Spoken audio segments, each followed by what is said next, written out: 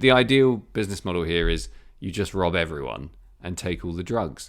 You're still listening. This is our final transmission.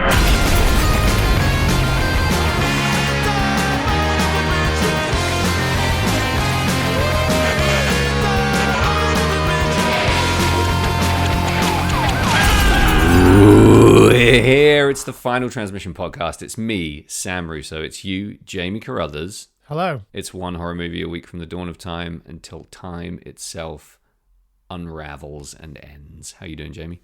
I'm doing fantastic. I'm a little bit nervous this week, Sam. We'll get into Nervous? that in a little bit. By nervous, do you mean aroused? Are they? I don't know if that's a thing. It's a thing. Is it? Could be. You tell me. No, I'm not aroused. I'm just nervous because this week on the Final Transmission podcast, we're covering one of my all-time absolute top favorite movies. Finally. And I'm worried that you might think it's a load of old pump. So why would I think? I love Wayne's World. Why would I think it's a load of old pump? I'm nervous. I'm going into this week because obviously I don't know what your opinion is. I have some nerves. Just check my notes. We're not doing Wayne's World. Correct. This week we're talking about Class of 1984 from the year 1982. Class of 1984. Yeah. Yeah. Sci-fi. Michael J. Fox stars in a high school sci-fi titled Class of 1984. It's not really. Is it a sci-fi? No, not at all. It's sort of, I guess, Class of 1999. The sequel is a sci-fi. Yeah, this is not a sci-fi. I was just joking because it's 2 years in the future. And I stars see. Michael Fox, not stars, also features Michael Fox. It does? It's not as good as Michael J. Fox. I think he did the right thing there, even if it was only administrative. Yeah, I think so too. I think it scans better, doesn't it? But is that like, we just normalised that, and because he's Michael J. Fox, we think can be that grateful feels for more correct? Yeah, the Lightyear song wouldn't work if it was just Michael Fox. It needs that extra syllable. Yeah. Michael J. Fox, Michael J. The J is pivotal. It's crucial. Otherwise it'd be Michael Fox. Fox. Michael Fox. There wouldn't be like do you know the bit where it goes back into the bridge or whatever? Yeah. Where it's like Michael J. Like that. It wouldn't do that. Chaz wouldn't be able to do his J. We'd all have to live without that, and that would be sad. So it would be. Michael J. Fox will probably never know what he's done for the late 90s UK ska punk scene. And neither will any of our listeners, because that's very niche. But moving on. So when did you first see Class of 1984? Because you've loved it for a long time. You've been a long time lover, man. I have been a long time lover, man. I think I first saw this, I was probably 15 years old. It was peak perfect time for me to see this movie. Bloody hell. That's what you consider peak perfect time to watch this movie. Yeah, absolutely. The censors would have had you wait a few years. Well, the censors can suck it. If you take one message away from the Final Transmission podcast, it's that the censors can suck it. They really can. They've really done a lot to really ruin a lot of good films. Thank you, censors. I think, sit on this, motherfucker, to quote Class of 1984. Yeah, but it's this finger, not this finger. Why that? It's a strange choice. I actually admire that choice. I would have gone for this one. Which of your sit on this? Which is your thickest digit besides your thumb? No, besides your thumb. Well, they're all beside my thumb. Da-dum. Probably the middle guy, but they're all middle's thickest. They're fairly consistent, I think, apart from little pinky pumps. If a teacher was going to have one of my fingers up his ass, which he has, I would pick the middle one. Absolutely. Yeah. It's it doesn't count if it's conventional, self-inflicted, Sam. Yeah, it does. I knew you'd bite.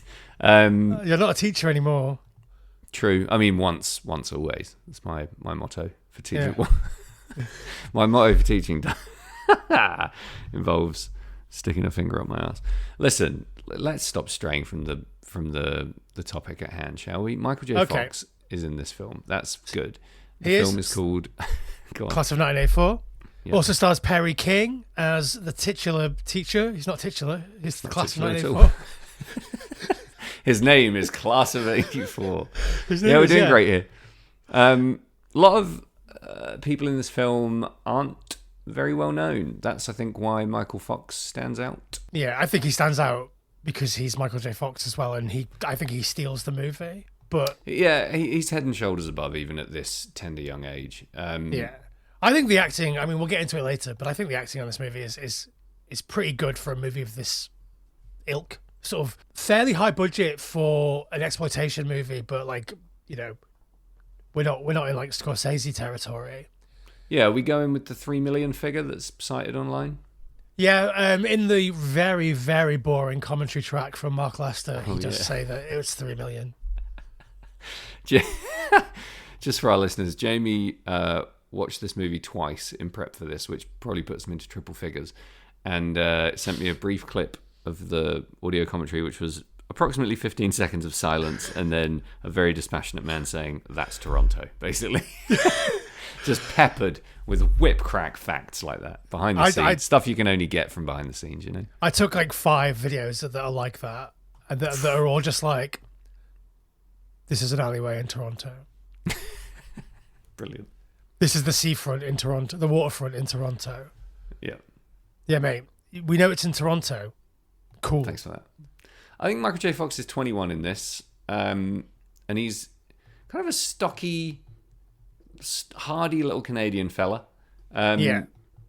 And he's right on the cusp of entering the sort of adult portion of his acting journey. He was on a TV show at this point called Palmerstown, USA, where he played Willie Joe Hall. Which is a shit name. It really is. Willie Joe, make it Billy Joe, and Hall after a syllable like O. No, don't do it. Yeah, Billy Joe Paul is better. Billy Joe anything, frankly. Hilly Woe Joel better Much somehow. better. Just switch everything around one. Yep. I love this movie unabashedly. I think that I only have 2 negative things I can say about this movie. So Get them out of the way. Do it now. No, they're a bit spoilery. Oh, okay. So they'll come after the break. Okay. But I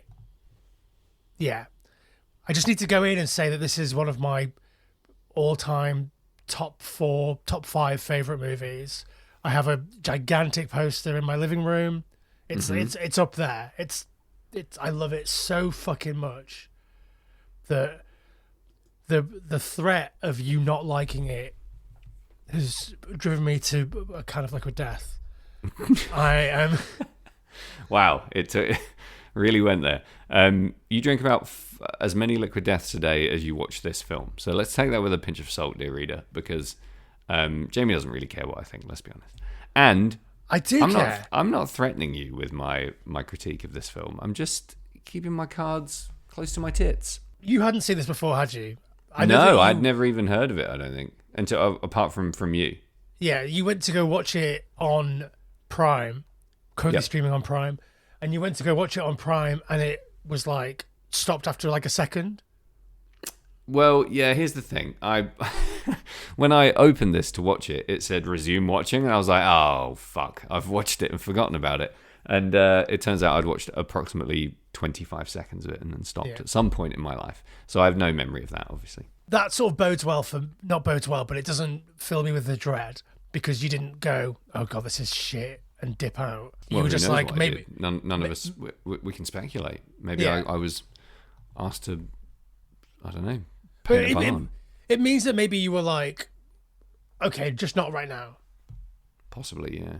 But then also, I mean, one of the negatives I will say that isn't a spoiler is the Alice Cooper song that opens this movie is fucking awful. It's really bad. There's every possibility that was what turned me off. It doesn't take much nowadays. If a film has got any kind of cracks in the first minute, I'm not going to bother. I'm going to wait until you force me to watch it, basically. It's a rough go, that song. Yeah. When does a dream become a nightmare? It's far too whimsical. Yeah, it's because it's not an Alice Cooper song. It's not like it's Lalo Schifrin, and he got Alice Cooper in to sing it. Yeah, it's real bad. I think like the chorus is fine, but like the verses are bad. And also, it's quite a dispassionate performance from Alice Cooper. Yeah, I mean, even for this year, it doesn't sound like Alice Cooper. It sounds like, all those like Willie Nelson songs where he's trying to be a smooth Nashville man. It sounds like Alice Cooper trying to do like really chintzy glam rock, and I don't know, it's just trash. Yeah, and also the production on it is really bad. It sounds like it was recorded in a broken speaker. Yeah, it's tinny as hell, and it's not appropriate for the film at all. It makes no sense. Well, take a look at my face. I'm the future. I mean, lyrically, yeah, it's just like, hey, here's some lyrics about kids in a school. That's about as far as it goes. But it's not got the edge or the grit or the aggression that I think I needed in opening credits for this movie. I think to enrich and augment the experience of going into this environment, you'd have been quite well served to just do what they do later and play Fear. Yeah. In a movie with 2 Fear songs that play during it, why are we fucking around with Alice Cooper? Can you imagine if the opening credits to this were The Mouth Don't Stop? That song is the ultimate stoker. If that just kicked it, that would be amazing. I'd be all over that. They got the rights to Let's Have a War. Why? Let's have a war. That's perfect. Yeah, just do that. Yeah, and then either reuse it. I don't mind that, or just have the Alice Cooper song later in the background quietly while someone gets kicked to death. Let me ask you a question, Sam. All right, here we go. How do you feel? I think we've talked about this previously, but let's have a refresher. How do you feel sort of generally about punks being portrayed in movies? It's always atrocious. There's a very small handful of portrayals that I can get behind, and it's not that I want punks in movies to be realistic. That's not that at all. I quite like an over-the-top, sneering, angsty, teenage, pop culture cutout style punk. But the actors seem to have a bit of a mixed message with how they portray them. They put the wardrobe on and then they start acting like the wardrobe rather than any kind of actual portrayal of a punk who has any kind of real belief system. The belief system goes out the window. It's all about normally it's 2 things. It's anarchy and nihilism, and the 2 don't go together. And it's a real like dumb dick Sunday Times punk portrayal for the most part. A real like punk panic type portrayal, which I don't like and I can't really get behind. And there's always this really interesting mixture of punk subcultures. Like you'll always have skinheads, mods, rockers, punks, all kind of mixed in just because the costume director gets completely carried away. And, I don't know, reads one article and then just fucking goes for it. So normally it's very off-putting and leaves a bad taste in my mouth. I think in this movie they do quite well. They're at least consistent within the group. Yeah, I don't think I have any problem at all with how these kids are dressed necessarily. Yeah. I find them pretty consistently interesting to look at. Yeah, it doesn't seem too contrived. There's some set work that's pretty dodgy to me, a bit contrived. But yeah, in terms of costume, everyone I think does really well in this. They don't take it too far. There's a couple of like whole class shots where you get to see the real sort of textural difference between kids that are quite well put together and made up and well dressed right next to the sort of slowly growing number of punks in the school, or slowly growing number of like fuck ups, I guess, generally. They might not just be punks. And that's a nice stark contrast. I think the clothing is actually fairly realistic throughout. I love some of the outfits that the band wear are just brilliant. The teachers wear absolutely pitch perfect teacher clothes. And it's not lent on too much for shock value. You get those it always comes up, like what are punks wearing always comes up in conversation somewhere in a film. It's always like, I wear this to rebel, or I wear this because you hate it, or whatever. And there's like that line in Return of the Living Dead where it's like, you think this is a costume? Like, yeah, exactly. Yeah. Well, it's a lifestyle. All that kind of stuff can just go jump as far as I'm concerned. The less you dwell on it, the more lived in it feels. I think the more natural. Completely agree. So yeah, I actually think there's some fantastic outfits in this, especially in the gig scene, in the scene where they go to the gig. No one there sticks out to me as not looking or feeling in place. So the director, Mark L. Lester, credits himself with basically bringing the sort of British street punk look to America. Yeah. He believes that like him putting that on in this film is basically what introduced the American youth to this look. It's totally not true, but it's a great claim to make. It's a great claim to make that is then undercut by him being like, we didn't hire any extras for the gig scene. We just hired real local punks. It's like, okay, but they're wearing the clothes. Exactly. They already exist, and that's not overnight. You know by the time this was made in probably 81. Yeah, we're looking at a visual aesthetic and a subculture that's very firmly rooted by that point. You know, it doesn't take a punk historian to tell you that even as early as 78, some of these outfits were pretty common in punk circles, and so, especially like, if you want to call it these techniques or, you know, methods of distressing clothing, reusing clothing, altering the purpose, changing the message, the combinations of different types of clothing, and the mixed media art canvas that is a late 70s punk was absolutely 100% already a thing, especially in New York. Yeah. All right, Sam, why don't we take a break? Because I really want to know what your overall thoughts are. So we'll take a quick break. We'll come back and you can tell me for shoresies how much you liked or didn't like this movie. More after the break.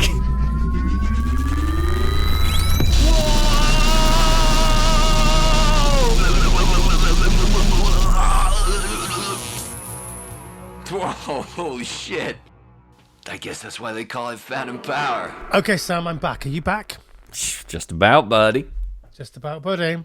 Please tell me what you think of this movie in general. I know that I've been quite closed-lipped about how I feel about it, but I do quite like it, so... You are a broken spigot of love for this movie, just gushing. It's true. I think, and I don't say this often on the Final Transmission podcast, I think I need to watch this film again, possibly multiple times, because it is such a deceptive little movie. It's so full of absolute stylistic rope-a-dopes, and I don't know whether it's deliberate or not, but for the first 40 minutes of this movie, you just don't know what kind of movie it is, and it's quite unsettling. A lot of punk music is like that, okay? Especially a lot of no wave 80s post-punk stuff. You don't know if you like it at first because it's weird, discordant, janky, time signatures all over the place, difficult to kind of just dance to or just enjoy in the background. And this movie 100% echoes that exact stylistic patina. So watching it once, I don't think you get the full... I mean, if you're like, it takes me a while to absorb these things. I didn't get the full flavour of the first half, I don't think. And it's only really when things start to become a little bit more, I guess, simple and more easily slotted into a genre, the big action sequences from about the, maybe the final third, that the movie feels like it's landing. But when that happens, you have this kind of revised context for the first 2/3 that makes you think, what I thought wasn't working actually kind of really was. And you just have this sort of, you need to watch the movie to completion before you can decide how you feel about it. And whether or not you enjoyed it is almost irrelevant by that point. I'm describing like a James Chance and the Contortions album, basically.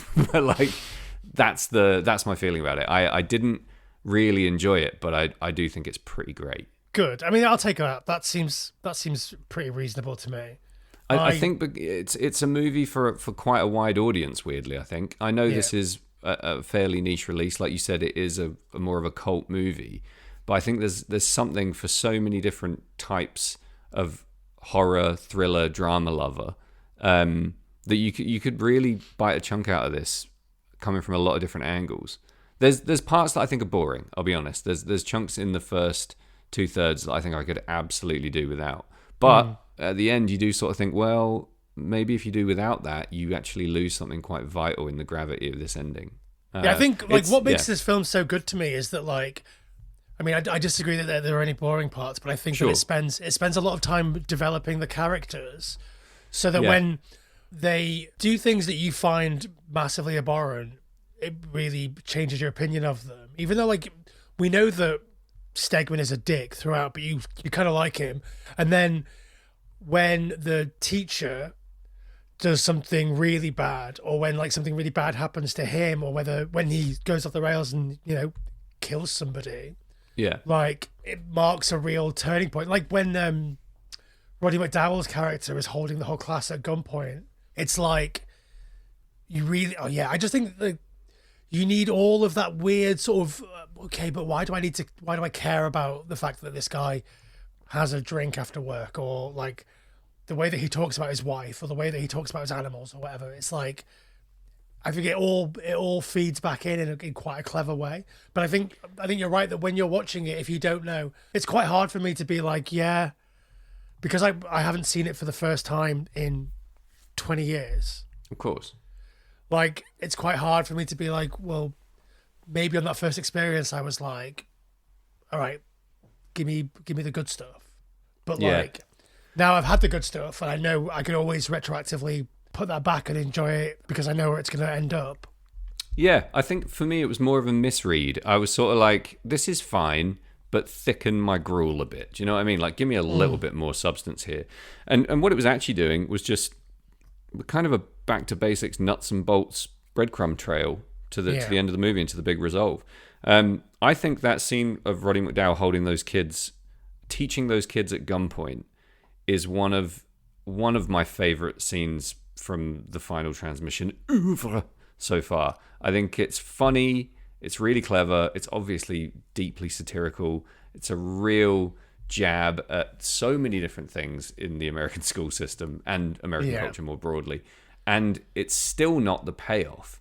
It's you think it's the big payoff, and you think, okay, this is great. All of his little character quirks, his little journey that's happening basically off screen with a few little almost gags have led up to this, which is a very serious scene, but you do laugh at the reveal of the gun. Like when it pulls out and there's the gun, it's really well done. But that's still not the end of his journey. It still continues to an even more hilarious and insane end. So I think that is such a pivotal moment in the film. I think it's really clever. It feels very Stephen King to me, that moment. Yeah, I think that like the way that this film sort of incrementally builds those like tiny escalation moments to the point where suddenly you've got a teacher driving his car into children. Like until it fucking explodes twice. Yeah, I love that rhythm. I always have. Any movie where you're just sort of like slow build, slow burn, slow build, and then absolute fever pitch hysteria rampage. I absolutely love that. And I think this film does it so subtly that you don't even realize it's happening. You just think you're watching something that's a bit ploddy at times. And that's probably really good filmmaking, to be honest. It just wasn't, I guess, like the footholds weren't quite as firm as I wanted them to be at certain points, but which is, you know, pretty moist criticism, generally speaking. I think it's kind of testament to the movie that you think you're bored when you're not. It's quite clever. There's always something interesting happening visually. Maybe it's not to everyone's taste. Some of the school scenes feel a little bit. I mean, they just feel like sets, really, don't they? It's like, I don't know if they do, but then I also know that they shot in a real school. Yeah, so like, it's obviously like a real school, but like, I don't know, the graffiti feels a bit contrived at times, and it looks a bit. It almost looks too fucked to believe.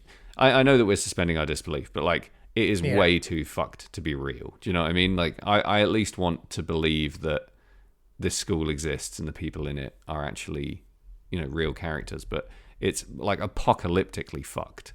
Yeah. Which, you know, some of it is definitely real, but I think they've really laid it on a bit too thick. But again, maybe that's part of the fun. I think that's probably part of the fun, and I just sort of missed it first time around. I think so too. It also like maybe seems a little bit quaint now, because like they made this in 1982. People weren't taking weapons to school. People weren't having to go through metal detectors to get into their schools. They weren't. Yeah. Like all this stuff wasn't happening then. This was sort of prophetic of that. Yeah. Which is, again, part of the sort of, I don't know if it's sad irony. There's something that requires a very long, slow exhalation of sadness at that fact. But there's parts where there's like swastikas spray painted on every pane of glass in a window, and you just think, the school is fucked, but somebody would have done something about that at some point. You know, it's like there is a dude whose job it is to do that, and he surely would have done it. I don't know. Yeah, I think there's so many like pivotal crunch points in this movie that you can easily forget. Like I completely forgot that Michael J. Fox's mate jumped off the top of a flagpole. You know, there's stuff like that you only sort of remember when I do a quick skim of the movie before we start the podcast just to refresh my memory on like key plot points. And everywhere I scrubbed through the movie, there was something happening where I was like, oh shit, I forgot that happened. Oh yeah. Oh wow. You know, lots of those kind of moments. The scene where Jimmy falls off the flagpole is a very subtle moment where he drags the American flag and dies wrapped in the American flag. Yeah. I mean, the sort of socio-political critique in this movie, I don't think is particularly subtle, but the messaging but the messaging is a little bit mixed. You know, obviously this is the fucking guy who made Commando. I don't really know what this guy believes. I'm not sure how he feels. What did so Mark L. Lester was Commando. He did he did a bunch of like janky junk Firestarter. movies. Yeah, he did Firestarter. Yeah. I mistakenly thought he did a Planet of the Apes movie. He didn't.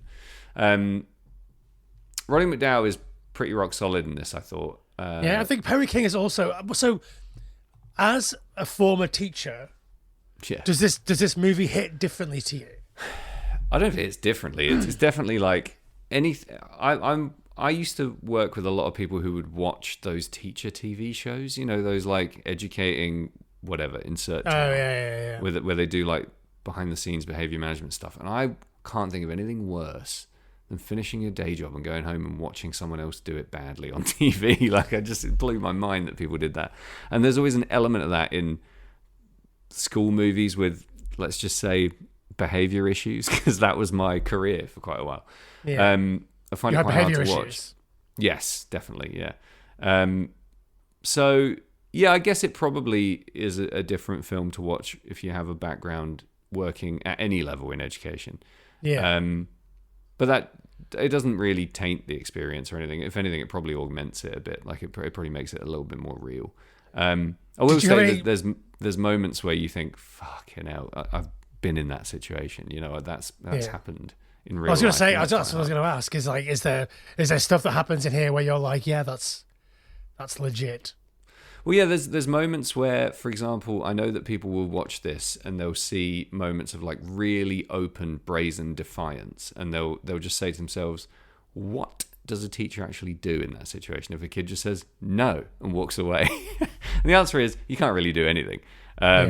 So it gets that bang on, gets that right on the nose, and that was one of America's biggest fears at that point, wasn't it? The total degradation of what mainstream American society saw as the total degradation of the American moral fiber in youth, and the fact that they'd realized authoritarian structures, hierarchy, all of it could be absolutely toppled by just kicking the bottom brick out and walking away.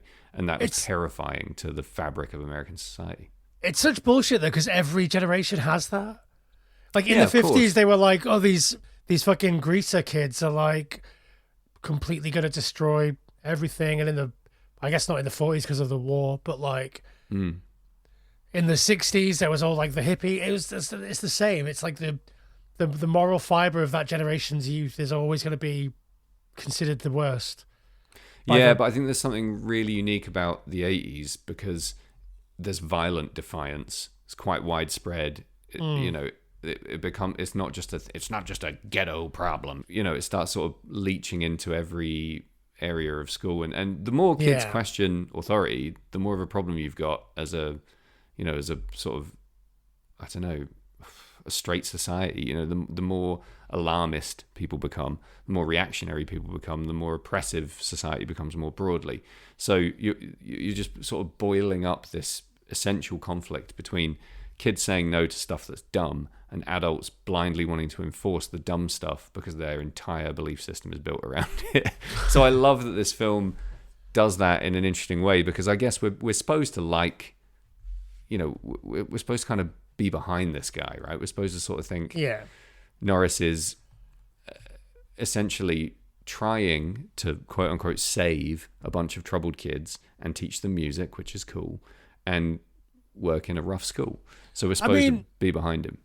I don't think we're definitely meant to be behind him, and he gives the impression of being a good teacher, just besides the fact that we don't ever see him teach. We can't. Fat chance he's going to get to teach in that school. Fuck Yeah. me.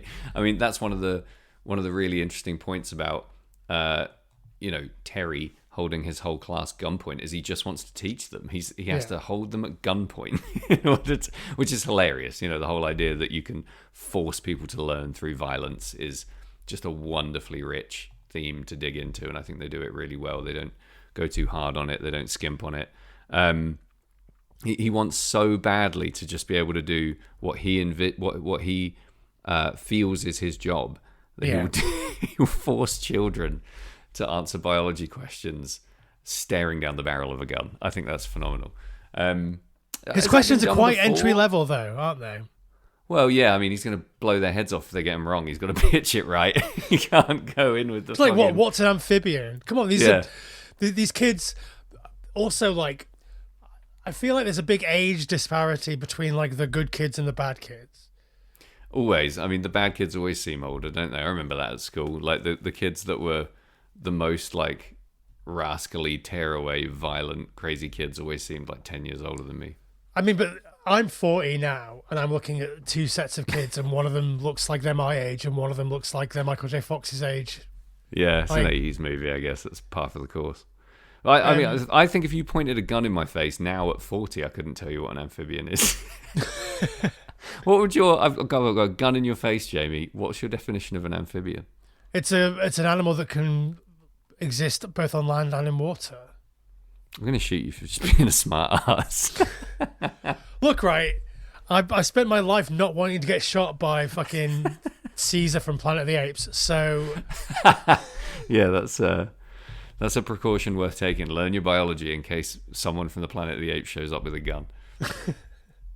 No, I think that it's quite a refreshingly realistic portrayal of what happens in a school when everything falls apart. Yeah. I've worked with people who are obsessed with behavior codes of conduct, punitive reinforcement of rules, the whole principle of isolation, staff working in schools who just have that, like, I just don't understand why a kid would ever break the rules. The whole gamut of that through to someone like me, who I'd consider myself fairly progressive when it comes to behavior in schools. But you see all of those viewpoints, and the real like moral panic type stuff that you get from punks in the 80s is just such wonderful stuff to play with dramatically, because it does resonate with everyone. I think everyone who's been to school can relate to something in this cast.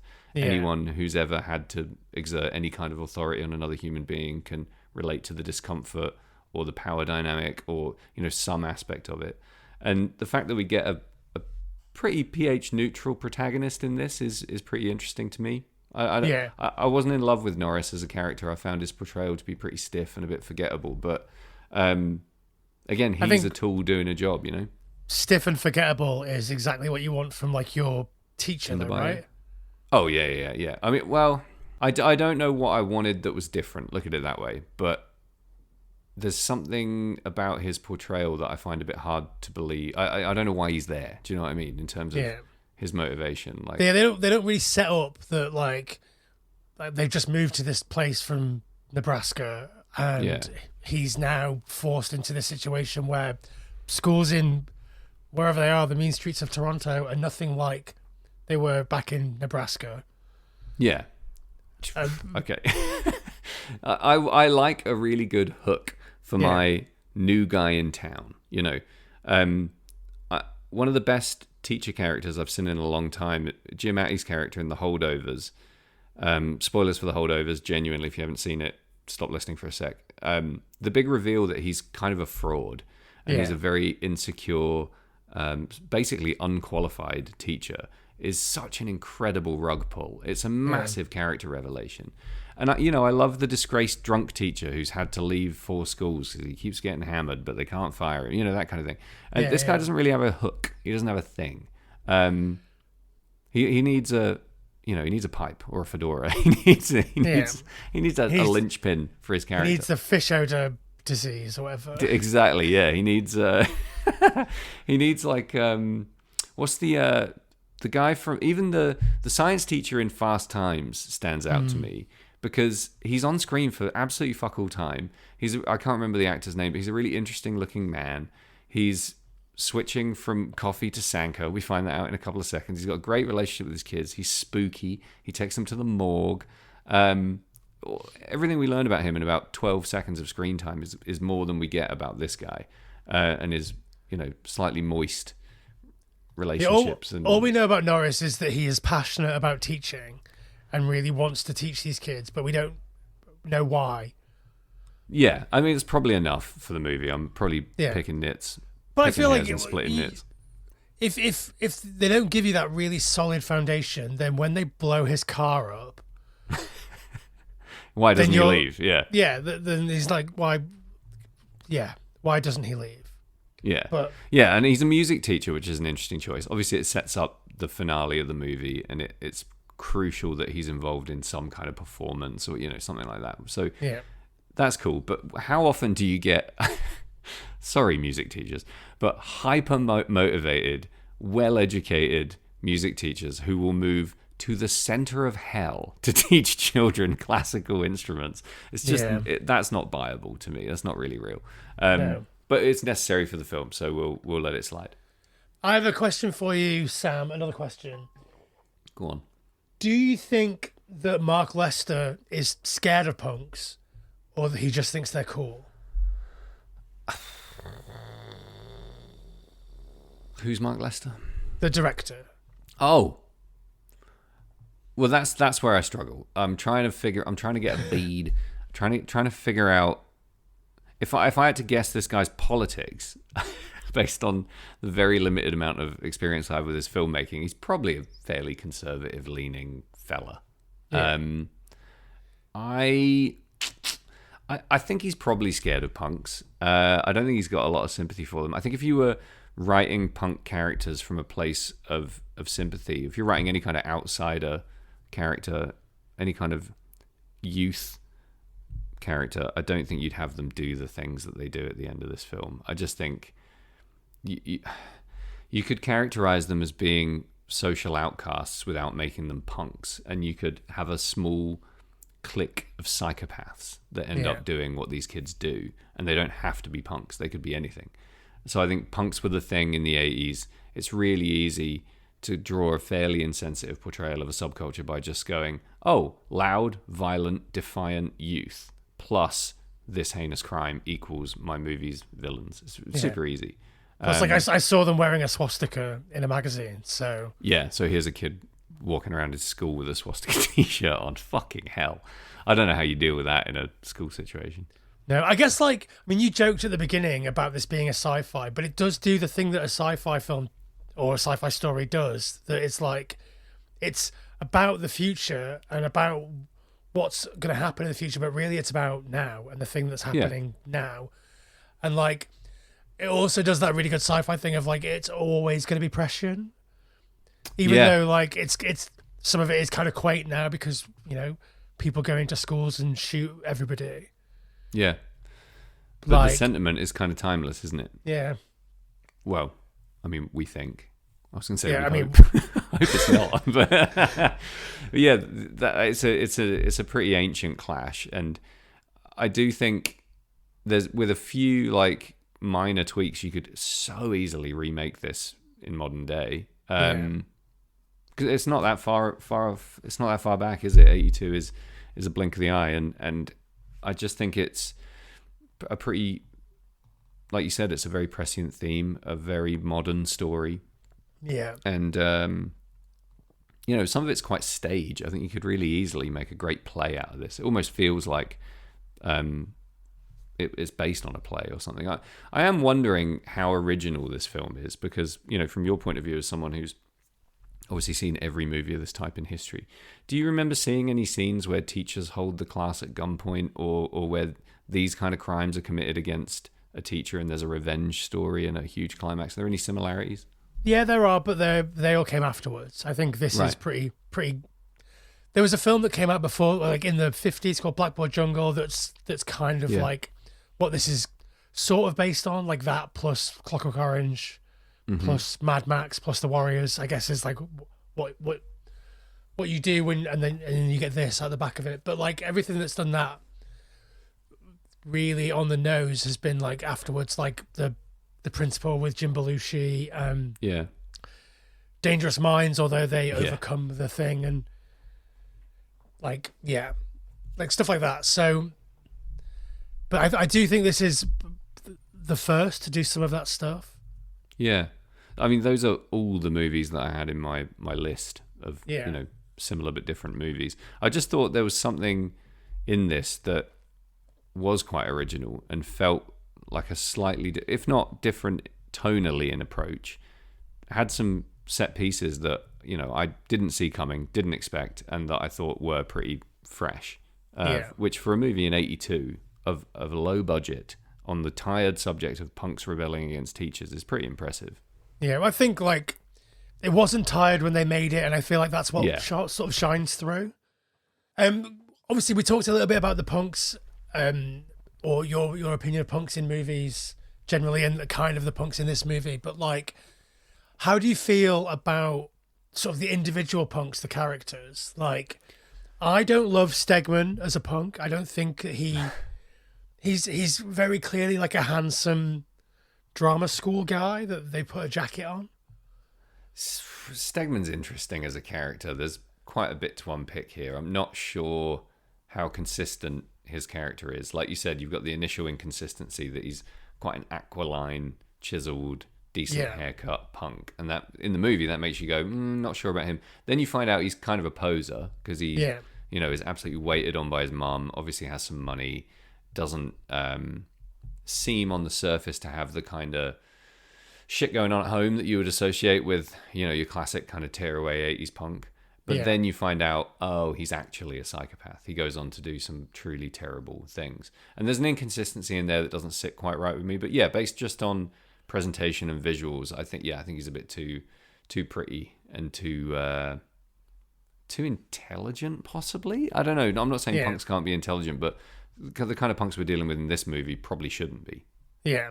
I think like I understand what they're trying to do with like them making him sort of a piano savant or whatever, but like I don't. They don't. I don't. I understand what they're trying to do with that, but I don't really get it. I don't really see why that matters. Well, this is one of those tonal, like flourishes or like tricks of sleight of hand, I would say, because I thought what that was doing. When I got to the end, I thought about it, and I was like, they were setting him up to be turned around by Norris. They were making me think, as a viewer, at this point in the movie, Norris is going to use music as a vehicle to get him back on the straight and narrow. He's going to do a piano solo in the big recital at the end of the year, and he's going to go to college. But it's not doing that at all. It's really cruelly dangling that and then whipping it away. Yeah. And I think, like, you say that Norris is a sort of weak, sort of forgettable character, or at least the actor is sort of forgettable in that performance. But the fact that he does this, he plays that piano piece, and Norris is still like, yeah, but you're a dick. Get out of my class. Like, I feel like I have to respect that as I do. Someone that hates authority and is a punk. Like, yeah. Well, I think more than anything, he's just being assertive there. And I read that as like, I don't fucking care if you're Mozart. If you're going to disrespect every other person in this room and just be a selfish dick, you can walk. And I think that's an important moment in his character development, because he sort of shows us where the lines are. Yeah. And he does have lines that can't be crossed. And I do respect that about the character, but also about the writing. I think it's crucial that we know that he's not just going to completely fall in love with this kid just because he can knock out a couple of tunes on the piano. It's more problematic, the piano stuff, for Stegman's character, I think, because, why does he do that if it's not part of a bigger manipulation? He really lets his guard down in that scene in a lot of ways, and you wonder why. So I think I read basically everything that Stegman does as performative. Yeah. Even the really, really heinous stuff. Yeah. And I think that scene exists because there's a huge swathe of people out there that are like, these people just need discipline. Yeah. And in that moment, Stegman gets a little bit of discipline, but also the space for him to be like, you can come back when you're just not being so disrespectful or whatever. Yeah. And Stegman has the choice to be like, okay, I've had a bit of discipline. I can go one of two ways, and he chooses the wrong way. because he is always just trying to look big in front of his little band of merry misfits. Yeah. It's like psychotic little misfits, as they call them in the movie. Yeah. And everything is just set up to be like, and that's what I think the Terry holding the kids at gunpoint scene does so well, is that it shows that, like, when you put a gun in front of these people, when you crush them with a car, like they suddenly become little kids again. They stop pretending to be these terrifying adults. Yeah. And they become little kids. And yeah, I think that Stegman is a spoiled little shitbag. Yeah. And has never been given any discipline, and therefore doesn't need to have any discipline. Even like the stuff with his mum really annoys me, because like she knows that he's been kicked out of 4 schools and this is the only school that'll take him. So she knows that he's a dick. Like, why is she pretending that he's not? Well, there's a couple of things there. I think what really cements your theory about the what are they called? Psychotic little misfits? Yeah. They go from that to being scared little kids as soon as unavoidable violent authority, like a very adult kind of authority, is pushed upon them. Stegman transcends that, because even in his death scene, he plays the child, doesn't he? He like begs for a hand and then lashes out. So that's his character summed up in a movie beat. So he is beyond that. That's why he's the leader. It's why he's the most violent, or at least in intention and scheming and execution. But an interesting thing. Sorry to interrupt, but while we're talking about that very end scene, the one interesting thing that is in the commentary track is that initially it was Stegman's choice to let go and hang himself. Wow. And have him fall through the rafter. And so it kind of implicated Norris as that, but he did it into himself. And far more interesting to me, and a complete character shift that changes the entire movie. Well, so when they showed that to like not test audiences, but when they showed it to people, they were all like, "Well, why doesn't Norris get to have his big moment? Why doesn't he get to put this fucking little shitbag in his place?" And so they went back and they shot that insert of him like punching him after he does the stabby thing. Very interesting. Man, people are dumb. He doesn't deserve it, I don't think. He's better as this completely destroyed man at the end, I think. He's better as... We don't think any differently of him, really, at the end, despite that action, despite punching him through the roof. Yeah. To be hanged by the neck. Punching him into a noose. Yeah. Yeah. I mean... Sorry, but you were saying about his mum. Sorry. I so his mum is, unfortunately, pretty classic of that exact kind of parent, in my experience. He's been kicked out of those schools because he was picked on by the teachers, not because of anything he did. That's right. Going to be what she tells herself every night before she goes to bed. But yeah, I mean, if he drops to his own death, maybe even with 2 fingers raised, he's much more interesting to me. He's way more of a nihilist.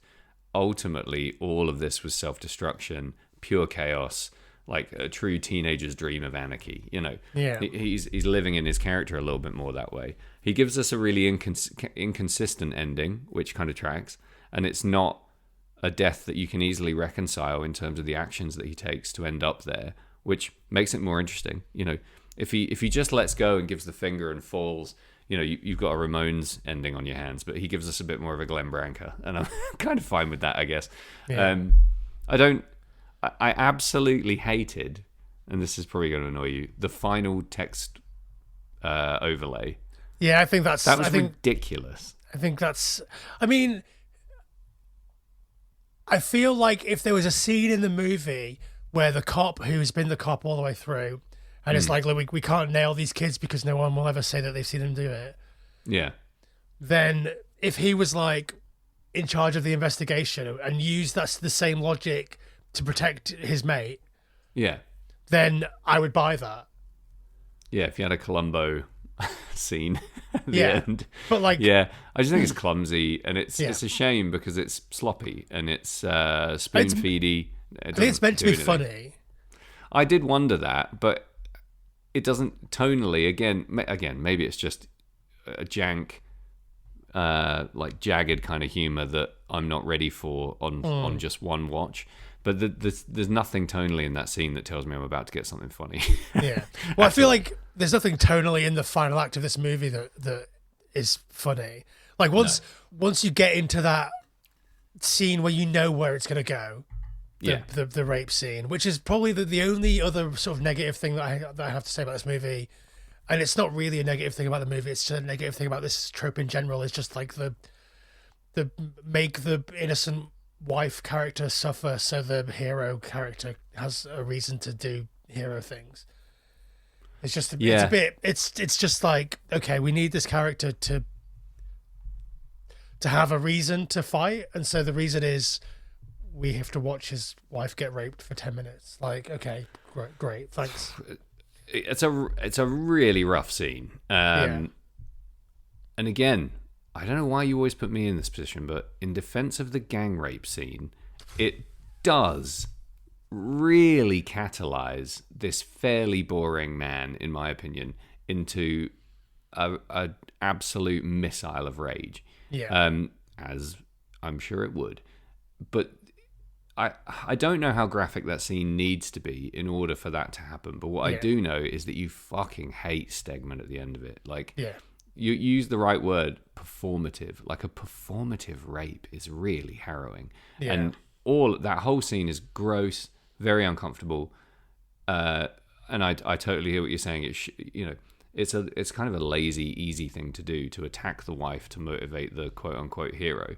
But in this context, I really think he needed something awful to happen to him, his character, in order to catalyze the action at the end of the movie. Yeah. Because he actually he does go on a rampage. Like, the stamina of that man at the end of the film is quite impressive. And I don't want to read too much into it because it kind of kills the scene. But it's incredibly dark. The Polaroid and then showing up, and I mean, all of it is perfect if you ask me. Like, they take the Polaroid quite literally of his wife being sexually and physically violated. Then I can't remember if the girl even has a name. Does she have a name? The punk she's girl, Patsy. Patsy, yeah, sorry. She shows up at the big concert, walks all the way down the front, hands him the Polaroid, walks to the back, and then makes a sexual gesture with her hand and leaves. So, to me, I think she's trying to make it look like she's signaling him to leave and have sex with her, so that everyone in the auditorium thinks that. Like, it's so dark on so many levels, so manipulative and so psychotic. Brutal stuff. And that's where, like you said, the movie goes from shades of grey to pitch black. Like, full on, no holds barred until the bitter end, slaughter of children. Big fan. I think that that's why I like the casting of Andrew Norris as this, because he's so meek until he doesn't have to be anymore. He's such a weenie little guy that, like, you buy him as like a super stoked orchestra teacher, but not as the Charles Bronson in Death Wish. True. I think I would just like him to be a little bit more. There's something weaselly about him. Yeah. I don't want to be mean about how a guy looks. Like, he's a handsome man and a totally capable actor. But in the role, I don't think I want a weasel. I need someone with a little bit more. Give me something to slap around. I don't know. I just want more of a face on him. Yeah. For me, I think this is a Sean Penn role. I think Sean Penn looks too tough. I think the guy needs to look like he doesn't have it in him. Yeah, that's a very good point. You might be right there. Like, he needs to look like the kids think that they can push him around. Yeah, true. It certainly adds something. Do you know what's an interesting casting parallel for me? I think the first time I watched Prophecy, the casting of Robert Foxworth was ridiculous to me. Like, your main hero guy is this, like, white suited, big collared, curly haired, skinny, sort of nothing to look at guy who's supposed to carry the entire movie. And he's a similar in a way. Like, he's offended by the collapse of everything that he likes in society, but he's also on the side of the people that are falling victim of a totally false, huge double standard in society, not just about behavior, but about poverty and about the environment and everything else. And he becomes quite a powerful presence on screen towards the end. And I think, for better or for worse, we do kind of get that from Perry King. He does grow in stature during his rampage. He becomes a physical force. We know he's an intellectual force. We know that he's capable of. He's a very rational, sensible man. He's also got a lot of heart, and he's willing to work really hard. And at the end, we see he's naive though.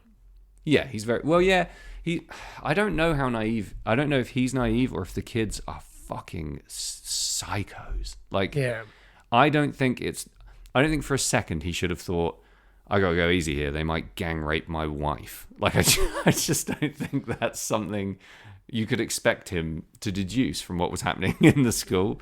Like, no, he knows they're willing to take it beyond the classroom. He experiences violence from them outside of school, and that's when you just go, yeah, do you know what? Back to Nebraska, baby. But I don't know how naive he is or how psycho the kids are. There's an interesting push and pull there. I think like the moment when they blow your car up, you get out of Dodge, right? Yeah, I mean, to me, the moment he should be. I mean, there's no infrastructure in the school to do anything. We find out how much of a dick the head teacher is, how useless and ineffectual, and how much of he's more of a poser than half the punks. So there's another interesting, character counterpoint there. There is absolutely the tragedy in the fact that he could have and should have walked away, but he does have a new friend to think of. He does have a new investment emotionally in the movie. I think if there's no friendship there, you've got no reason to stay. I don't know if we're meant to think that he's. I mean, I think he's complicit in the escalation because obviously he does smash up Stegman's car, but and are we meant to think, or are we meant to see that he feels guilty because obviously his wife wants to leave, and he's like, wait till after the concert, and then obviously this happens before the concert, and then so like. The movie's never it never gives us his guilt there, but like surely that has to play into what's happening to him during the end scene as well. It's not just that like they did this really horrible thing to his wife. It's also that like his wife would have been gone if he wasn't like, please stay for the concert. Yeah, and that's set up quite well. Yeah, again, there's something pretty. A lot of this feels a bit Kingian to me. There's something very Stephen King about that. The way she's basically fed to them by his stubbornness or vanity. There's an element of him as a character that's really nicely flawed for the narrative. And I think a big part of it is that he has this kind of completionist desire to prove to himself that he can get these kids on a stage and have them do this performance, and that he can show people that he can teach music in the seventh circle of hell. And that's pride, and that, you see that in education a lot. You very often see teachers taking credit for the achievements of students. It's one of the things that makes me feel completely sick. You get a lot of teachers, especially in England, I can't speak for other countries, who say, I got him his grade, or, we got him a C, or whatever.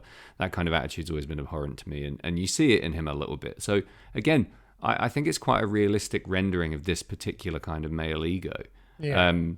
And I don't see any of that behavior as being out of place for the character that we're given in the movie. It's a pretty clever bit of writing. Yeah, I think just to go back to the punks as a group, or to get into them a bit more individually, the guy that plays Drugstore, fucking nails it. Yeah, he is like, I feel like I know 25 of that guy from the scene. Do you know what I mean? Yeah, I mean, Drugstore's fucking awesome. What a funny little guy. I love that, like, he is a twinky little fucking 60s child actor that has grown up to do this role. Yeah, very interesting. I mean, a great name, just a superb piece of, I don't know, because he's not a central character by any means. He's not even really a central periphery character. Well, he's the guy that he's present at the rape scene. He is present at like all the key sort of punk moments that aren't Stegman focused. Yeah. Him, Patsy, Drugstore, and Barnyard are like, And Barnyard's obviously your mate from My Chemical Romance. What's it called? My Bloody Valentine. My Bloody Valentine, yeah. Barnyard fucking, as a character, absolutely rules, in my opinion. I think he's brilliant. But, I mean, he's in some good stuff, man. He's in Meatballs. We got to start giving this guy a little bit more credit. I don't think we're giving anyone credit for Meatballs. Not even Bill. Not even Bill. Bill transcended Meatballs. He didn't... Bill succeeded in spite of that movie. Hey, sometimes you eat the meatball, sometimes the meatball eats you.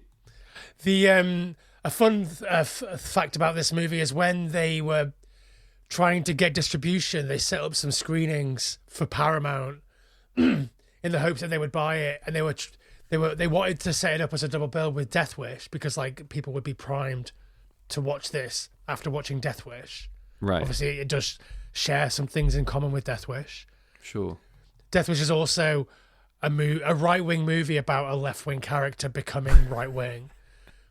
It's a little bit more nailed. This has got a bit of a right-wing slant. Yeah, absolutely. I think I think any movie where an authority figure kills a load of kids because they did something abhorrent it's inherently right-wing. Like I say, Death Wish is a bit more nailed on because it's all the rhetoric around it is like bleeding heart liberal Paul Kersey has to take matters into his own hands when, blah, blah, blah. So so they wanted to show it on a double bill with Death Wish, and they ended up showing it on a double bill with Porky's. So, oh my God. What a boner kill. So all these kids are hopped up on Porky's, and then this movie starts. And listen, apparently they were running, screaming, crying out of the theater. That is a real woof. That's a Velvet Glove cast in iron if ever I heard one. Absolutely. It's unbelievable. I mean, even I can't watch Porky's. Yeah. And I honestly, even the first time I watched Porky's as a young teen, I was like, fucking hell, this is a bit over the line, boys. I think an audience that enjoyed Porky's watching this immediately afterwards, that's hysterical. Yeah. I feel like I can watch this 10 times a day and I can't watch Porky's. I'm more comfortable watching this than Porky's nowadays. Yeah, for sure. I feel like at least we know that what they're doing is wrong. Yeah, there's no moral ambiguity here whatsoever. Yeah. Wow. That's no one's really carrying these guys around on their shoulders, giving them fucking mitzvahs or whatever. It's celebrating their perversions. Yeah. Oh, maybe we are right now. Who knows? Maybe this podcast aggrandizes the degenerate behavior of these punks. Yeah. Poor Porky's, always left out. I think, to your point about the right-wingedness of the movie, initially I thought there was a bit of a mixed message again in the mother character, in Stegman's mum, because I thought, what are we being told here? What kind of a parent... so I'm talking about in the social context. I'm not making any kind of comment on parenting. I'm saying in the 80s, parents were held responsible for the behavior of their kids, right? It all starts at home. There's a lot of I blame the parents. That. Yeah, governmental catchphrases around this kind of stuff. So what kind of mum are we supposed to be seeing her as in the 80s? Is she, because I read her as being, for want of a better word, modern parlance, a Karen, a conservative, uppity, push back against anyone who says anything about my boy, kind of head in the sand type parent. But I think I'm looking at it through too much of a modern lens. Do you think we're actually being told here from the jump that this is a classic liberal, no discipline at home type parent? Is that really what we're being shown? Well, I think it's hard to really nail on. Obviously, she's a single mother because Stegman's dad died. Dead dad, yeah. So I feel like in the 80s, single motherhood was stigmatized, even if it was as a result of a death. Yeah, even if you're a widow, you're still a single mum. Yeah. Why haven't you immediately been snagged and married again? But she's also quite young and quite sort of... I don't know if this is me looking for something, but I feel like she's also quite heavily made up. So I feel like she's quite like a young, sexy mum who is maybe just not there. Yeah, that's a good read. I mean, the only facts we've got is that they seem to have money Yeah. and he's spoiled. Yeah. And I think that kind of smacks a little bit, in the social commentary that we're seeing in this movie. I think there's something being said there about the parenting, and I think it might be that she's just a soft woman raised by a woman. Yeah. There's something being said there that doesn't feel particularly nice. Because the thing it's that a very deliberate choice to have him come from that background. Yeah, I think the thing that really is interesting about that is that he has nothing to rebel against. Yeah, Like there's no reason for his rebellion, and that makes it so much scarier. yeah. He's got his dead dad. That's a big one. Yeah.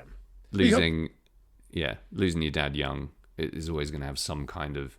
We're talking in a movie, people. Just before you fucking start thinking I'm trying to psychologize real people here. He's always going to have something in his past as a result.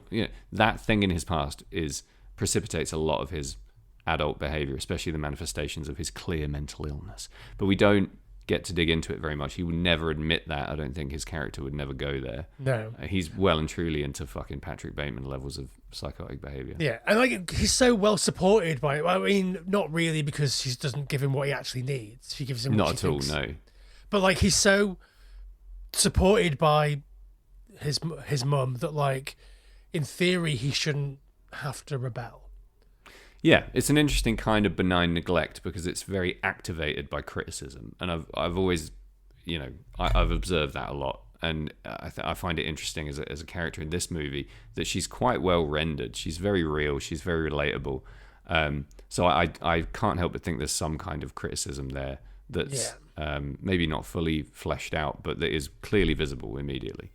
Yeah, I think despite her being a bit of a talk back, speak truth to authority or whatever type Karen-y character, I think that ultimately it's still a fairly right wing thing to be well, you're parenting wrong and your son is a dick as a result. You mean from the teacher's perspective? From the film's perspective. From the film's perspective, yeah, sure. Yeah, it's interesting because we're having quite a lot of fun speculating about this because we just don't know, do we? He might be saying, kids are rotten nowadays, regardless of what you do. Look at this mum doing her best. Her husband died. She puts on makeup. He's got everything he needs, and he's still a fucker. We could easily be being told that. Also look at the poor teacher. He's gone to the house and he's being told to fuck off by the mum. What is happening in this society? There's a lot of throw your hands up in the air, powerless, old white movie writer stuff happening here that I quite like. The thing that I think is interesting is that the visual, like you mentioned at the very beginning, the visual of the punks is so well rendered. Yeah. That it feels much more than what you would normally get, which is I've seen these sort of scary street toughs and I'm going to try and approximate what they wear with what I've remembered about them. And I've glanced at them and run around a corner. Let me sketch them from memory. Yeah. So he obviously has gone into detail and these. I mean, we sort of joked at the beginning that he talks about basically introducing America to this kind of punk, which he didn't, but they weren't everywhere at this point. No. So he had to go and find that and be okay, this is the aesthetic for this movie, and it's a lot of it comes from I think how much Mark Lester likes Clockwork Orange. Sure. And maybe British movies up until that point as well. So maybe he's a bit more engaged with British culture. But the fact Go on, sorry. The fact that the punks are so well rendered, at least visually, and I think that Drugstore reads as a real punk to me, and Barnyard sort of reads as a quite a good movie punk. Yeah, crucial. He's the same. What's the movie Dudes? There's the character in Dudes that looks basically exactly like him. The character in Return of the Living Dead that looks basically exactly like him. The big meathead punk guy. There's the guy in Night of the Demons. It's the same guy. It's the same dumb character. muscle, yeah. And the fact that he's rendered these so well makes me think that okay, is he trying to say something more interesting? But he's not, I don't think. Again, it's another one of the movie's little traps, I think. Yeah. And I think what's not credited widely in a movie like this is that to dress these punks so convincingly is more than just throwing clothes on a teenager and hoping it fits. You have to really understand a subculture to get it right. And I think we have to believe that they have a wardrobe full of this stuff and that they wear it all the time and that it's not a movie. You know, there's a lot of handmade clothing. There's a lot of stuff that's ill-fitting. It's obviously like old army surplus. It's legitimately really what people from a punk subculture would wear at this time. And I think, to be honest, there's only really a few fuck-ups. And it's whenever they try and do, like something particularly artsy. I don't think the artsy punk stuff really fits with this crowd. And it's only ever really Stegman. You know, he's got that top that's like an offset studded stripe and then black on the other side. That's one of the only items of clothing in the whole movie, considering there's hundreds of items of clothing that doesn't land for me. And even that feels like it's probably deliberate because he's the only one who smacks of poserdom and glam. So yeah, I think it speaks to a really deep appreciation of an actual youth movement that nobody really feels disingenuous in their place, definitely in their behavior, but not in their clothing and the way they're presented visually. Yeah, I completely agree. Did you know that the dead animals in the dead animal scene are all real dead animals? They looked very real, and so did everyone's smell response going into the room. Yeah, that's a really brutal scene. Again, that plays such a part in his ultimate downfall. He's really upset by that, and that's again, I think, quite well acted. He doesn't respond how you expect him to, and it certainly doesn't go where you think it's going to go. The director, Mark Lester, is very clear on the commentary that they didn't kill any of those animals. They got them from what he describes as a pet morgue. Oh, wow. Okay. Already dead. Already dead. I assume maybe not skinned. Yeah, I don't know. Maybe they're dead, but already autopsied. You don't need to skin an animal to autopsy it, I don't think. No. More than one way to not skin a cat. More than one way to skin a rabbit, as I learned the hard way as a young man. Again, just some really quick fire set pieces and things happening to characters, and then the narrative just moving on really quickly. It doesn't feel trite and contrived like a lot of those other movies we talked about who try and do a similar thing. It does go to darker places, and it doesn't do so in a way that feels overly punishing. Like there's unflinching brutality in this movie. It becomes much more punishing as we go along, but like definitely. I think that the movie moves on in a way that mirrors the way that the characters in the movie, all of the characters apart from Norris, sort of move on from the things that are happening because they don't really care. Like the principal and the cop and obviously the kids, even the good kids, like aren't really affected by the things that are happening. They're just like, no, this is a shit thing that's happened. Okay, I'm back to school tomorrow. So like, I think it does that on purpose to be like, let's not dwell on this thing because nobody cares. Nobody cares enough to dwell on this thing. The only person that's carrying any of this with them is Norris, and him carrying it with him is almost. Obviously, don't want to victim blame anybody here, but like his car wouldn't have got blown up if he didn't smash up Stegman's car. Yeah, for example, and like the escalation, he doesn't. He helps to escalate the situation. It's not just a Stegman problem. Yeah, and that's one of the big moral problems in the movie is that if you participate in the violence, you open yourself up to greater violence. You're perpetuating a cycle of violence by I guess the movie's telling us by lowering yourself to it. Yeah. But you're right. In the wider cast and in the world of this movie, there is a bone deep apathy that's pseudo dystopian, and that's why I think parts of it feel sci-fi. It's like the acceptance of the violence, the kind of passive, like you said, almost willing consumption of terror on a daily basis, that has a whole special kind of atmosphere to it that brings a kind of fear that kind of makes it a horror movie in a way. It doesn't really feel like a horror movie until the consequences of those actions start manifesting, and that's when we get darker music, we get scarier lighting, we get set pieces that are clearly geared up to be very violent, at times a bit gory, and then this resolution that's Carrie-esque in its violent conclusion. It's pretty wild shit at the end there. Yeah, it feels dystopian in the same way that, like, obviously the Warriors takes place in like contemporary New York. Yeah, and like, but you only see glimpses of that because you spend all of your time with these insane, outlandish street gangs, and it's kind of the same here. Is that like, it feels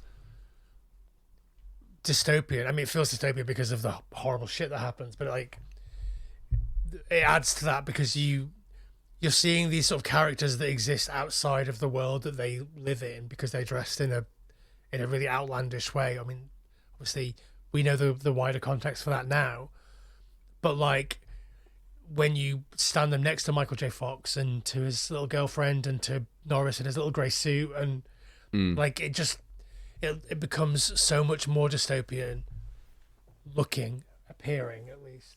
Yeah, I'm a real sucker for Warriors, and I know that next to this, it's almost like a children's storybook. Like, it does not go as hardcore as this does. I think Warriors is a superior movie. There's no real point in comparing, but there's a lot of things it does incredibly well, stylistically, visually, in terms of plotting and everything else. I read the book. The book's really good, and I think really underrated. The Warriors PlayStation 2 video game is I don't think I ever played it. Top shelf. Oh wow, is it good? It's really good. I wonder if it's had a reboot for more modern consoles, but it's got a clever mixed playstyle thing where sometimes it's like top down, walkie aroundy gang stuff, and then sometimes it's side on platformer, sometimes it's POV. It's really clever, really good game. I feel like it's a toinkos. A toinkos? I love toinkos. That's brilliant. It's a Welsh ska band. I feel like it's a coin toss of like which of those movies ends up in my top 5. Oh, you can only have one. I feel like Class of 1984 and The Warriors take up the same space. Right. And I have ultimately opted for the Class of 1984 to be the movie that occupies that space for me. But I also love The Warriors so much, but they do the same thing kind of for me. You got to pick one, dude. You got to cost that coin. I've picked one. I picked this one. Yeah. Shall we take a final break, come back and give up our final thoughts? Yeah, let's do that. Come on, man. Does that thing even work? No. There's nothing out there. It's just dead air. Okay, Sam, I'm back. I'm back, and I want to tell you about my favourite piece of graffiti in this in the movie Class of 1984. Does it say at FT Horror Show? And if you click on it, you get to go to our Instagram? No, it doesn't. Okay. But I like where your mind is going. What is it then? It's the graffiti that someone sprays on Norris's car that says "Teachers sucks." Oh yeah, teachers sucks. The double plural. I spotted that. That was really good. That was so good. I don't know. Sucks. I don't know if they thought about it and thought, right, what would be ridiculous? Would it be teachers sucks? Teacher sucks. Teachers suck. Teachers sucks. Like, the person who was writing it is so used to just saying things sucks. So, yeah. Anyway, I just think it's really fucking funny. Yeah, I'd really like to think that they just gave kids spray cans and sent them off, and that's a real piece of graffiti. That would be my thoughts. I love that they spray painted every inch of this school and then tried to get it off, couldn't, and then all the kids just had to come back to the school after the summer break and be like, oh cool, there's swastikas everywhere. You imagine, show up for your music lesson, there's just a gigantic swastika on the ceiling. Brilliant. My favourite piece of graffiti I saw when I was in Belfast last weekend is on the cistern of a toilet, and it just says, Jim Donaghy wanks on all fours. That is... How do you... The science doesn't match up there. Why? Because if you're wanking, you need one of the four. On all threes. You make a good point, yeah. So I guess Yeah. grammatically it should say wanks... Wanks prone? while in a prone position. Yeah. Interesting. You should have got your red Should have permanent corrected it, marker. yeah. Yeah. I wasn't thinking. Another interesting fact about this movie, Sam. Go on. The lyrics to "I Am the Future," as sung by Alice Cooper, Yeah. were written by Gary Osborne, right? And he has got two big successes in his career. He's got actually loads of big successes, and they're much bigger and more successful than the two things that I'm going to reference. Go on. One of them is he wrote the bulk of the lyrics on Jeff Wayne's War of the Worlds, one of my all-time favorite records. Interesting. The second claim to fame is that he was one of the writers of Checking It Out by Little Chris. Are you serious? I am deadly serious. Fuck, why is an 80-year-old man writing songs for a child? What? The people that wrote Checking It Out by Little Chris are like 80s prog royalty. It's The insane. who's who of weirdos. Wow. Yeah. What do you want to mention the other pretty amazing cameo in this movie? I mean, we can't call Michael Fox a cameo, but of his generation. There is a blink and you'll miss it appearance from our good friend Keanu. Just incredible. Is that mentioned in the commentary? Surely that's made something of. I don't think so. But maybe I was tapped out at that point because this man is boring as fuck. I found it really surprising, and I find it really interesting that I'd consider myself a fan of Keanu Reeves, and I've just never known or been told that he's in this movie even for a blink. Normally, all the Nick Cage early cameos are referenced in his story, aren't they? Like, he got a walk-on part in this, and you can see him in the background of that. No one ever mentions this, I don't think. No, I mean it could not be him. Do you think it's not him? I mean it could. Is he in the credits? He must be. No, he's not in the credits. He's not credited. Oh, fucking hell, it's not him, is it? It could not be him. Uh, It certainly fucking looks like him. But like it looks like a guy that could not be him. Do you know what I mean? well, he is. I mean, Google tells me that it's him, All right. but I don't know what we believe anymore. The top half of Google might as well be in the bin at this point. But Yeah. I'm Google told, sucks. according to Crazy Credits, there's a cameo by a young Keanu Reeves in the band scenes. I'm glad it's him. Here's another quick question for you, Sam, before I get into my wrap up. Go on. What's the point of selling drugs if you're just going to rob the kids? The business model isn't quite thought through to the end. Just rob people. You're scary enough to rob people. People will give you their money, not quite voluntarily because you're robbing them, but Yeah. people will hand over their cash. Like why Why do you decimate also your need- cash source? Yeah. Yeah. Like you get double the money if you don't use that money to buy the drugs to sell to people. I guess then you could also just take the drugs. It's flawed. Yeah. I mean, the ideal business model here is you just rob everyone and take all the Yeah. drugs. Which weirdly is the conservative ideology rather than the real punk ethos. I think it's part of this portrayal of them as dumb and like a reductionist form of anarchy. There has to be drugs involved. They're nihilists. There has to be exploitation and violence. They're punks. And it does. That whole bathroom scene is one of the weaker points in the movie for me. It doesn't land, and I think it's purely the direction and the framing of it. It feels too much like a set. There's too much shown of the room. I need some more close-ups. I need. It a does little feel bit big. More. Yeah, For far too big. like a school bathroom. I mean, Yeah. it's a real bathroom. Yeah. But like it does. You have to work pretty hard to make it not look real, and Yeah. I guess they succeeded in Nailed doing it. the bad thing. Yeah. I mean, listen, in a short list of complaints about a movie. A little bit of weird framing here and there. It's not going to kill anyone. And I'm sure there were budgetary constraints and logistical constraints working in a school. All in all, apart from the way over the top graffiti, it does feel like a real school. I mean, I know it is, but it's quite a cool space to inhabit throughout the movie. There's nothing that really throws me off. I think it's interesting. This is the last thing I'll say before I get into my wrap up, but I think it's interesting that, like, obviously there's a very small cast, but it feels like a very full school.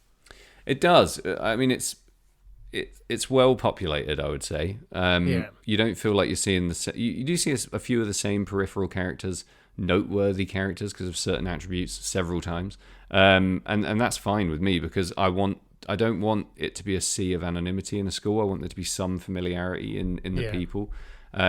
You want to feel like it's a big, busy school, but you don't want everyone to be a total stranger every time. I thought that was quite well done. All right, so here's my wrap up, Sam. I love this movie. I think it's basically perfect.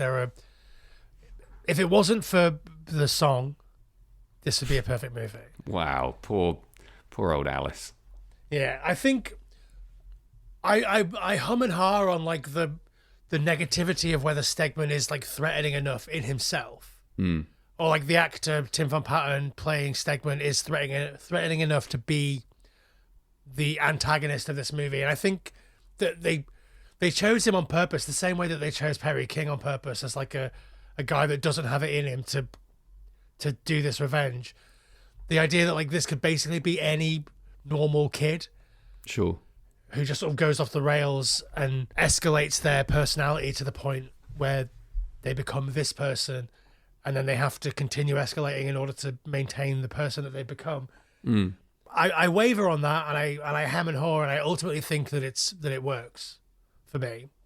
Yeah, I think all the violence really, really lands. Every punch feels like it's a real punch. You don't feel like you're watching like West Side Story, like stage punching here. Do you know what I mean? It's like, I think there's a shot where you see someone's got like a, what's it called? Like a cushion under their t-shirt. So I'm guessing they are just really landing those hits. Yeah, there's a lot of real pushing, shoving, slapping, grabbing. It's a pretty visceral movie in that sense. Yeah. And it's always uncomfortable when teachers are interacting with kids in any physical way. And there's a lot of like, there's a scene where one of the girls like starts like almost grinding on Teach, and it's so uncomfortable, and he physically pushes her away by the hip. There's a lot of touching. It's a very tactile film, and all of that violence feels real to me. Yeah, like you said, it doesn't feel scripted really. It's great. Yeah. I feel like the most violent thing that happens in the movie that we see is Drugstore getting his arm cut off with the circular saw. Yeah. And that is one of the least violent feeling moments of violence in the whole movie. Yeah, it's the most comical violence. It's the most I'm on a rampage moments of violence. You're totally right. It's not undermined. It's just it's tonally very different. It's more horror movie. And that's the key shift, I think. Yeah. And like in the next scene, he's smashing in Hollis from My Chemical Romance's brain in with a bit of pipe. Yeah. And like that feels like it hurts. Like I'm watching that being like, ooh, like for sure. That feeling when you sort of feel it in your nose, that like you're about to start bleeding. Like I feel that. Yeah, good sound work makes that land, I think. Yeah, and then when Patsy gets crushed by that other car, like it's just really hits. Car on a car. You know, a lot of that vehicular stuff you don't expect in a movie that feels this low budget, but it had a budget and it used it well. I think those scenes are appropriate and pretty well done. Obviously, the stuff that's happening in this final scene, post the challenging sexual assault scene, like when we watch the scene with Roddy McDowall going nuts in the classroom, that is beautiful. I think he's an absolute force of like a very specific kind of acting that is somehow real and relatable, but also incredibly over the top at the same time. It's like almost like a Nicolas Cage type push and pull that he's got. And like his death scene where his car explodes and it immediately cuts to like after his funeral. Yeah. It's just like, that is the last time we're laughing in this movie, because straight after that we're into the really harrowing stuff. And it's like 10 minutes ago we were laughing at a guy exploding. Yeah. And now look where we are. It's an incredible, I think it's it's just such a really good movie. I'm glad that you didn't hate it. I was worried we were going to be in for like a real slog of it's just wank. Because like... I think there are people out there who would dismiss this as just wank because they're maybe not looking at it through the lens that we are with our enjoyment of, any movie with representation of punk subcultures, that central conflict between authority and kids at this time, in this place and this kind of aesthetic, plus the horror elements, plus the thriller, plus the bad acting, all of that stuff kind of falls pretty squarely in our wheelhouse. But there's probably a lot of people slapping this on Prime and going, that's wank, and moving on to something else. And that's fine. But there's more meat on the bone than first impressions imply, I think, with this movie. The shift in like the really melodramatic score, I think sometimes the score like punches you in the face with how melodramatic it is, and it's like, why are we listening to this? And it's so, when it changes to be much more intense and angry and angular and weird, that you feel that shift. It becomes part of that sort of tactile thing that the movie's doing. But in the first half, it does feel like it's shit. Yeah. Yeah, I want to know I want to not notice the music unless I'm noticing how beautiful it is, basically. Yeah. I hate being pulled out of a movie by a really angular, obnoxious soundscape. But I think it works in the back end. It's the weird sort of like lilty, like soap opera music, like American 80s soap opera music of like, this is what you should be feeling now. And like I say, I guess they telegraph it on purpose because they really want you to feel it when it changes. But like, probably, yeah, it is one of those things that like makes the first half, maybe on your first viewing, a little bit more difficult to reconcile. Yeah, it's too twee and 70s for my taste. Yeah. But again, it's just another one of these features where I think, but am I being deliberately put in a place of complacence or discomfort or disbelief so that when this becomes a revenge horror at the end, I'm jarred? And I think, I mean, my read on it on one watch, tell me if I'm wrong, dear reader, might be deliberate. I don't know. I think it's definitely deliberate, but like, he doesn't flag it in the commentary when he tells me about every single fucking alley in Toronto. Yeah, points out every fire hydrant and every curbstone, but maybe don't even tell us that Keanu Reeves is in the movie. There's a moment in the commentary where, so they've like got him sat with like a guy from Anchor Bay because it's from the Anchor Bay DVD, and an aside is that I didn't know that the commentary was on the DVD, and I had I'd like reserved the Blu-ray to go buy it from HMV so I could watch it with the commentary. Yeah.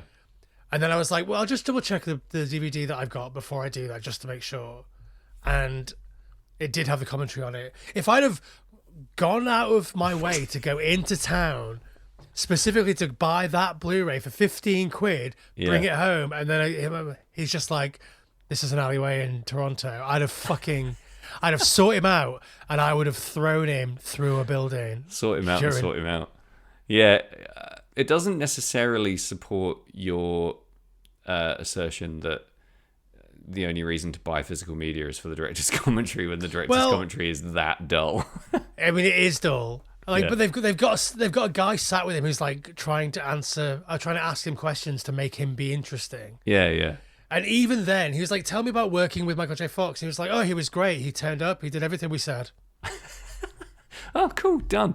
You're aware that he's quite a significant popular culture figure that you could lean on a little bit to sell a few extra copies of this fucking DVD.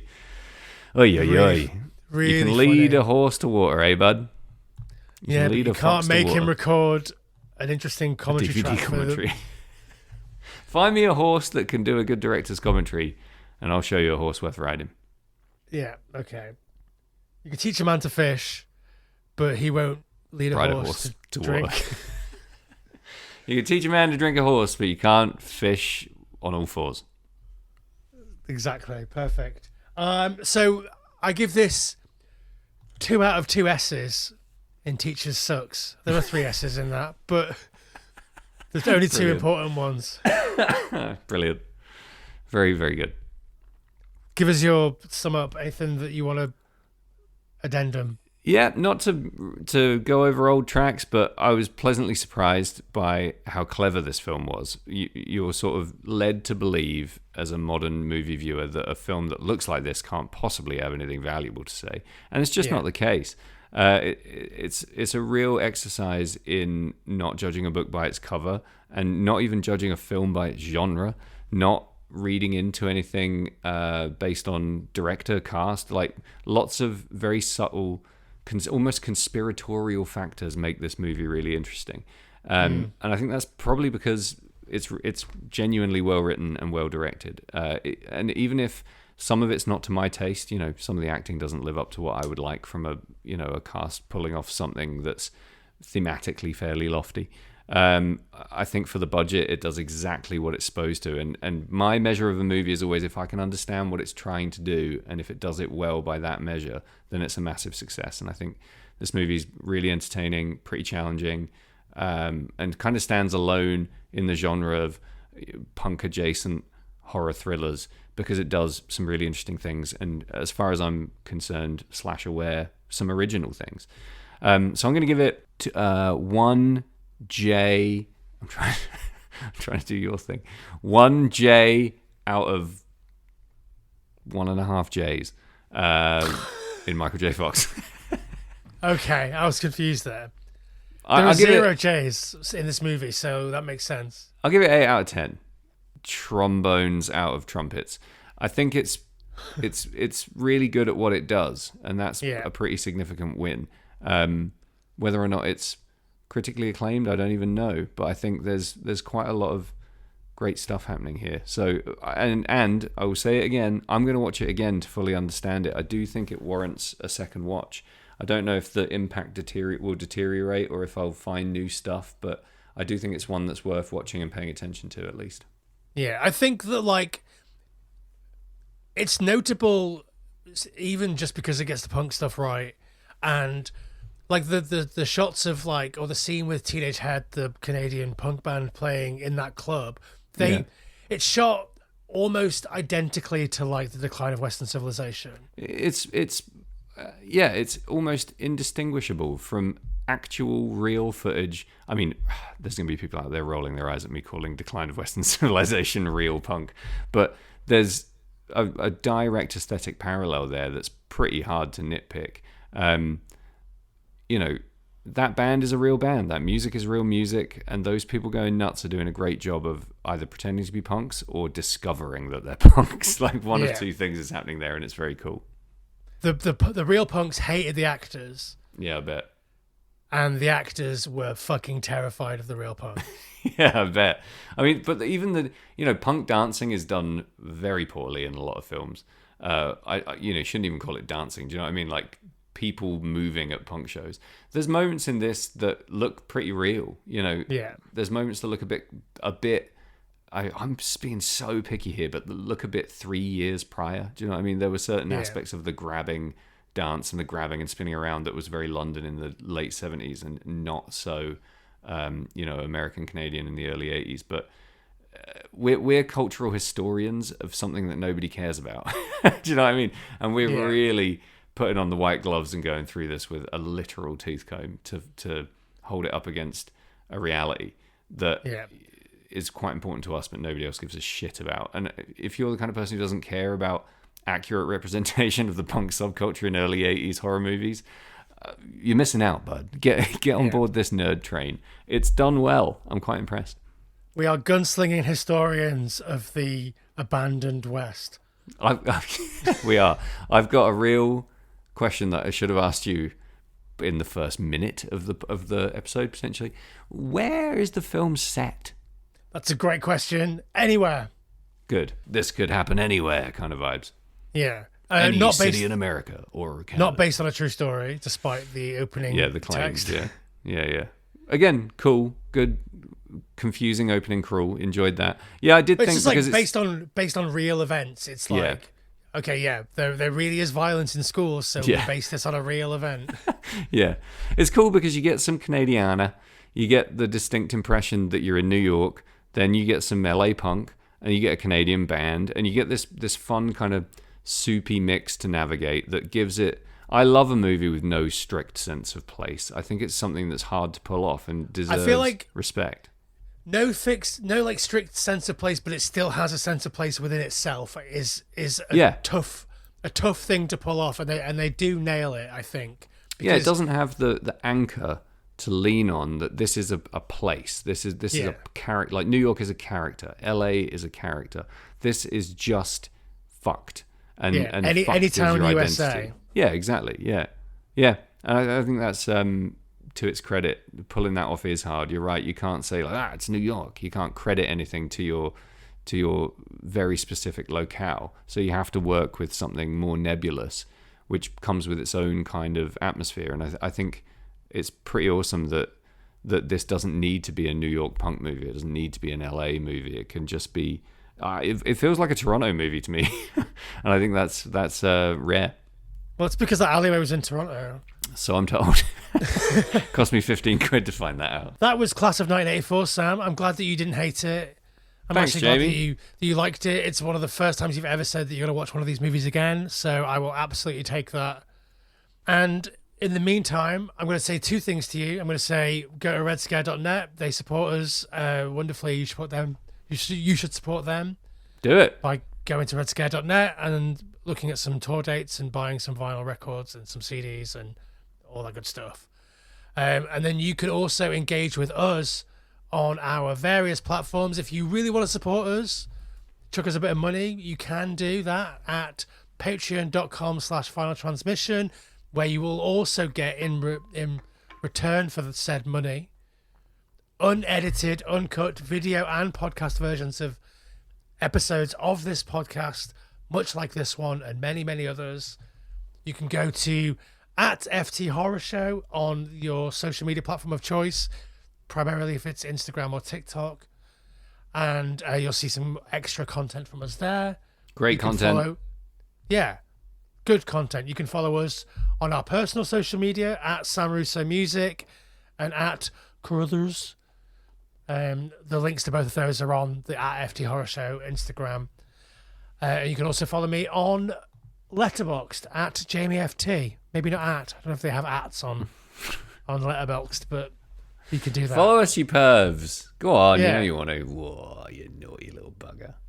Exactly. And we'll see you next time for one more final transmission. Maybe that's the sign off. For one more. Because it's meant to be a final transmission, right? Yeah. Undermines the current final, but yeah, sure. Well, that's the gag. All right, we'll see you next time for another final transmission. That's better. I like that.